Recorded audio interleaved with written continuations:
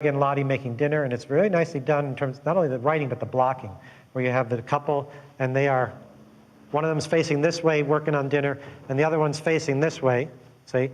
And they're not looking at each other and they're not connecting, and one's talking about having a baby and the other one's saying, well, I don't know, and the wife is obsessed with all the animals and Craig doesn't care. So you're getting the information that you need to understand the relationships in the story without knowing it. You just think they're making dinner, but there's something else going on.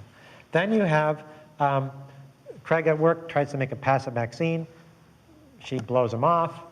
Then he pretends to guess her name, and you have an appointment. And actually, you have two appointments made in this sequence. You have Craig making an appointment, actually Lester making an appointment with Craig.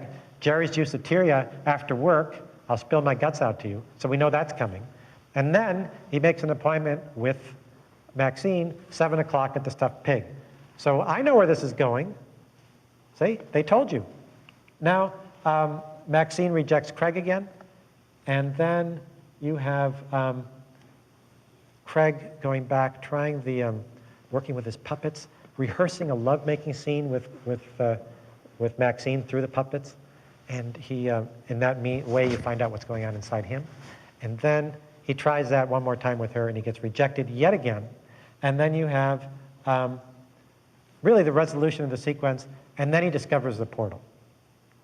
And at the end of that, after he goes on the wild ride through the portal, he tells Maxine. Maxine calls him later and says, let's go into business together. Let's sell tickets to the Malkovich portal. $200 each. And Craig is thrilled. And it's clear that he's thrilled because the girl's going to be working with him. So end of the first act. Craig is going to use the portal to get the girl. That's 20 minutes. It's a longer sequence because the resolution, you actually have almost an interlude. The portal has nothing to do causally with the rest of the sequence. But it does, it's an incident that leads to a true resolution of the sequence, which is they wind up together. So end of the first act. It's a bit long for a first act. It's usually about a quarter of the way through. This is a bit longer, but it's not overly long. It's about a third of the way through the movie. And there's a lot of setup.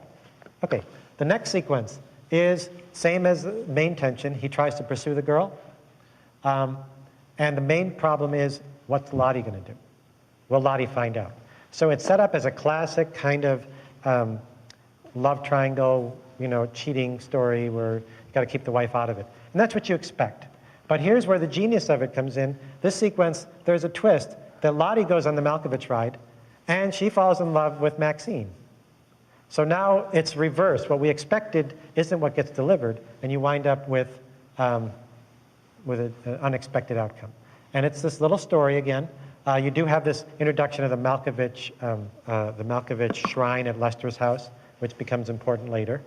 And that dinner at Lester's house is something that is telegraphed. There's a plan. It's an appointment that's made. So the same process of knitting, filling that is happening in these sequences. Again, a very unusual movie, but all the pieces are still there of storytelling. Okay, this one runs about 16 minutes. Okay, the next sequence is unified again by dramatic tension, this time Lottie trying to pursue the relationship with Maxine. It's really, she's the protagonist of the story. The obstacles are basically Craig objecting to both of them, screaming out to both of them, trying to get them to cease and desist so he can move in. And along the way, you do have the business subplot where they're sending people on this Malkovich ride. So that's kept alive. And then at the end of the sequence, you have the midpoint again. It's a glimpse of the ending. Craig is all alone in bed. He doesn't have Lottie, with his wife. He doesn't have his girlfriend, and he doesn't have his career.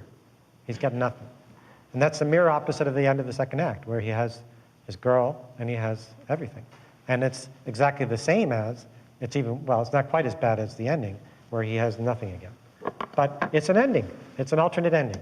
This movie could stop there and you're done. Then this one runs, it's a fairly short one, 8 minutes. You get to the midpoint. And now the next one is united again by dramatic tension.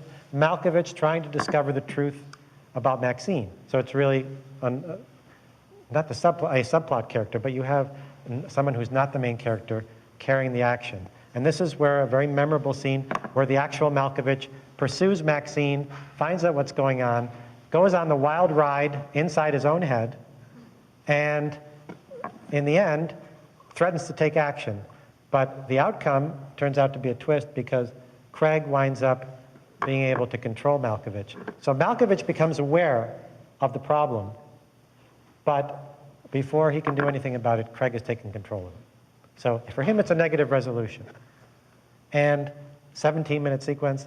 The last one of the second act is fairly short, unified by dramatic tension. Now Craig is going to use the control of Malkovich to finally get his girl, and he succeeds. This one, Lottie gets free. There's been some fakery going on with Craig pretending to be Lottie inside Malkovich, if you can follow that. And the truth comes out, and this is, by the way, a line of dramatic irony, that we know what's going on. We know that that's not really Lottie inside Malkovich. It's actually Craig. And Maxine doesn't know, and of course Malkovich doesn't know. But the truth comes out, and the unexpected twist is that Maxine is fine with it. He doesn't mind that Craig controls Malkovich, and she dumps Lottie. So you have Craig agrees to stay inside Malkovich forever, and the movie's done. You've got a positive resolution, sequence runs 9 minutes, and now we're in the third act. And the third act is the first sequence is about 9 minutes long, and it's unified by an event. Malkovich's 44th birthday. And this, by the way, has been telegraphed also. It's a deadline. It's on the 44th birthday, the Malkovichians need to jump into Malkovich's portal or they'll die. Everybody got that? That hasn't seen this? Okay. Now, so there is some tension building around that. But overall, this sequence does not have a lot of dramatic tension. It's American Ballet Theater with a life-size puppet, and it's a mockumentary, exploring the comic aspects of the premise. Then, at the end of the sequence, it runs about 9 minutes, the final sequence is when Craig discovers that Maxine's been kidnapped. And it's unified by dramatic tension. Can Craig save her life? And he struggles with it. If he gets out of Malkovich, he'll lose Maxine, but if he doesn't get out of Malkovich, they'll kill Maxine. So he's in this difficult situation, appropriate to a third act, a desperate situation. Along the way, you have that wild ride, Lottie and Maxine going through Malkovich's unconscious, and then Craig finally agreeing to let go of the vessel body, get out for the woman he loves. She rejects him anyway, and he vows that I will get back in the Malkovich body, and I'll see you again, and we'll have love like we did before. And he doesn't realize there's dramatic irony there. If he does that, he becomes absorbed. And that's what happens to him. So in the end, he winds the resolution, he gets trapped inside the vessel body, and the last lines of dialogue are, look away. He's desperately pleading, look away, but he has no control over the kid. The kid is going to look wherever the kid wants to look, and he's looking out through the kid's eyes. So is there a character arc here? No. Craig has the fatal, dramatic, tragic flaw. He isn't able to let go. It's rather similar to Toy Story in this willing love thing. He can't let go of his obsession. He can't accept how Maxine really feels about him. He fails, and the result is he winds up in hell. So it's unusual for a number of reasons, the film, but it's not unusual in the way it's set up and the way the storytelling is done. It just shows you how flexible the form can be. And what I like about it is that they're not satisfied with just looking at it exploring it from one angle, with one complication. They really push it to a number of different complications to see all the different variations. And then when you get to the end, it's acceptable. It's fine. As I said, the danger is that you might look at the sequence approach as a great formula that now you can plug in your ideas and figure out what should happen in this sequence, this one. The best way to approach it is still to be true to what your inspiration is. Pour it down on the page. Look at your premise, and then stretch it. You can write it. I'm a firm believer in writing the treatment first. Just a simple outline, step outline, if you will. Just write the list of scenes and explore all the different ways it can go. And when you reach a point where you've got something of a story, then you can start seeing, are there moments in here that I can really stretch, build up, develop? Have I pushed the premise enough? Can I try it in different variations? And if you do it in the treatment stage, there's less at stake for you. I know some people say, well, if I write 10 pages a week, in 12 weeks I have a screenplay. And my feeling is that you'll have 120 pages. You may not have a screenplay. And once you're there, if you come up with a great idea for changing it, you're suddenly changing 80 pages. If you look at it and plan it ahead of time, then if you have an idea, well, maybe the main character should be a woman, you change 5 pages and see. And then, well, maybe not. But it frees you to look at it from a lot of different points of view. And then you can look at it by sequence. Sequence method, I consider it to be strong medicine.